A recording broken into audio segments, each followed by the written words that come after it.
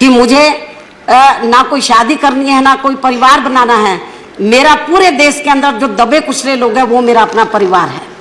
ये मेरा बहुत बड़ा परिवार है और जो मुझे आदर से बहन के नाम से सम्मानित करते हैं और हाउस के अंदर भी मेरा नाम कम लेते हैं, ज़्यादातर बहन जी करके मुझे सम्मानित करते हैं। मैं पूरी जिंदगी दबे कुचले लोगों के लिए लगाई, एक ध्यान होकर मैं लगी रहती हूँ। लेकिन माननीय सभापति जी, मैं बताना चाहती हूँ कि मान्यवर कांशीराम जी ने जब इस मूवमेंट को शुरू किया, पार्टी बनाई थी, तो उन्होंने ये कहा था कि यदि हमें अपने पैरों पर खड़ा होना है तो एक वोट और एक नोट, एक यदि आप हमारे दबे कुचले लोग अपनी पार्टी को पैसा देंगे वोट के साथ साथ, तो हमें बड़े बड़े पूंजीपतियों के ऊपर निर्भर नहीं रहना पड़ेगा। तो मान्यवर कांशीराम जी के दिशा निर्देश अनुसार पूरे देश के अंदर हमारी पार्टी बड़े बड़े पूंजीपतियों से पैसा नहीं लेती है, जो दबे कुचले लोग हैं उनसे पैसा लेकर इस मूवमेंट को आगे चला रही है और ये मूवमेंट आगे फल फूल रही है। लेकिन जो पूंजीवादी लोग हैं, जो धनसेठ लोग हैं, जो पूंजीवादी मानसिकता के लोग हैं, उनको ये सब अच्छा नहीं लग रहा।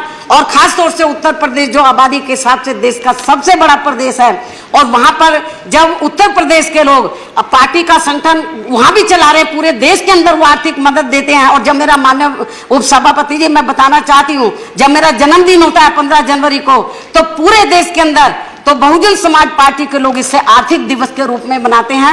मैंने अपने लोगों को बोला, मुझे सोने चांदी मत दो, गहने मत दो, मुझे कीमती ऑर्नामेंट वो गिफ्ट मत दो, आपको जो भी कुछ देना पार्टी को आर्थिक सहयोग दो। आर्थिक सहयोग दिवस के रूप में मेरा जन्मदिन बनाते हैं। और पूरे देश के अंदर अभी यूपी में चुनाव के लिए कुछ समय बचा है, पूरे उत्तर प्रदेश के अंदर थोड़ा थोड़ा धन इकट्ठा करके वो पार्टी को देते हैं। लेकिन वहां पर जो भारतीय जनता पार्टी जो वहां पर सत्ता के सपने देख रही है, उनको ये सब अच्छा नहीं लग रहा। इसलिए आज उनके जो पार्टी के जो उपाध्यक्ष हैं, जिस तरीके का भाषा का, क्योंकि मुझे कोई भी नहीं दिखा रहा था, बहुत अपशब्द भाषा का इस्तेमाल किया, क्योंकि सब मुझे अपनी बहन समझते हैं, तो इसलिए वो बहन के सामने वो लफ्ज नहीं बोलना चाहिए। मैं उनका आदर सम्मान करती हूँ, अपने सभी भाइयों का जो हाउस के अंदर है, मैं उनका कदर करती हूँ। तो मैं समझ गई कि वो ऐसी भाषा का इस्तेमाल किया है जो मेरे संज्ञान में नहीं लाना चाहते। लेकिन माननीय सभापति जी, मैं कहना चाहती हूँ कि जो भाषा का मेरे ऊपर जो उन्होंने इस्तेमाल किया मेरे खिलाफ, हालांकि नेता सदन ने व्यक्तिगत तौर पर भी और पार्टी के तौर पर भी उसकी निंदा किया है, मैं उनका इसके लिए आभार प्रकट करती हूँ। सभी दलों के नेता ने, प्रतिपक्ष के नेता ने भी, हमारी बहनों ने भी उसको कंडम, मेरी बात सुन लीजिए, खंडन किया है। मैं उन सबकी मैं आभार प्रकट करती हूँ। लेकिन माननीय सभापति जी, मेरा यही कहना है कि एक दलित वर्ग की बेटी, तो जो उत्तर प्रदेश की 4 बार मुख्यमंत्री रही है, मैं अकेले राज्यसभा के अंदर यहाँ पर मैं चुनकर नहीं आई हूँ, मैं यहाँ नॉमिनेट होकर नहीं आई हूँ, मैं कई बार लोकसभा की भी मेंबर रही हूँ, मैं लोकसभा में भी रही हूँ, राज्यसभा में भी मैं कई बार इधर इलेक्ट होकर आई हूँ, 4 बार मैं उत्तर प्रदेश की मुख्यमंत्री रही हूँ।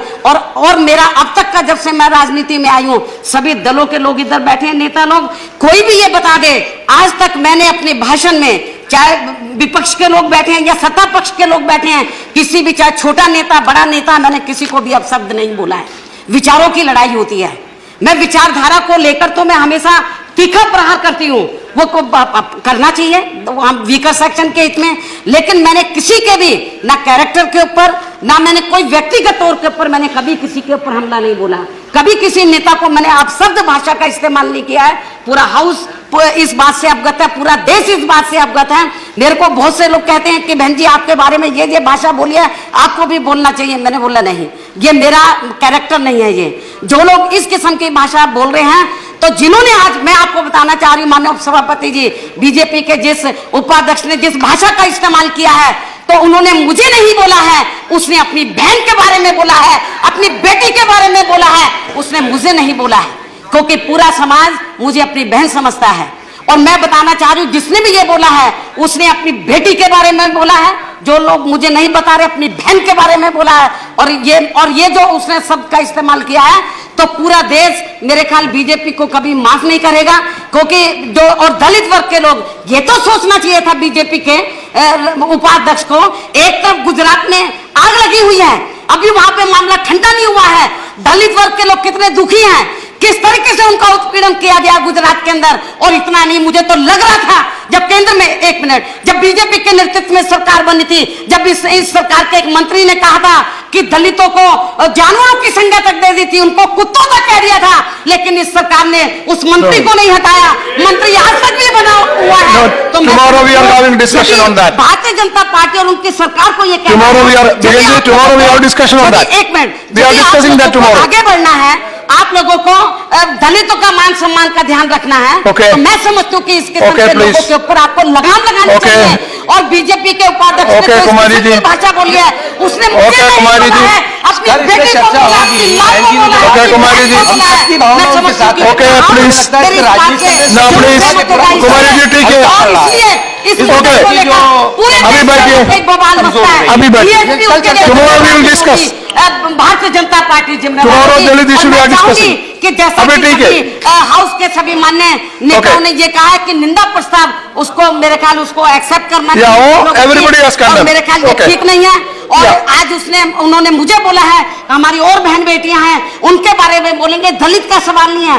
आज एक दलित की, मैं पार्टी की नेशनल प्रेसिडेंट हूँ, कई बार मैं लोकसभा की सदस्य चुनकर आई हूँ, राज्यसभा की रही हूँ, और मैं 10 सवाल दलित के साथ साथ एक महिला का भी आज मेरे बारे में बोला है। कल को अपर कास्ट की महिलाएं हैं, बैकवर्ड क्लास की महिलाएं हैं, और समाज की माइनॉरिटीज की महिलाएं हैं, उनके बारे में इस किस्म की भाषा का इस्तेमाल करेंगे, क्या ये बर्दाश्त करने लायक है? मैं समझती हूँ केवल खेत प्रकट करने से काम नहीं चलेगा।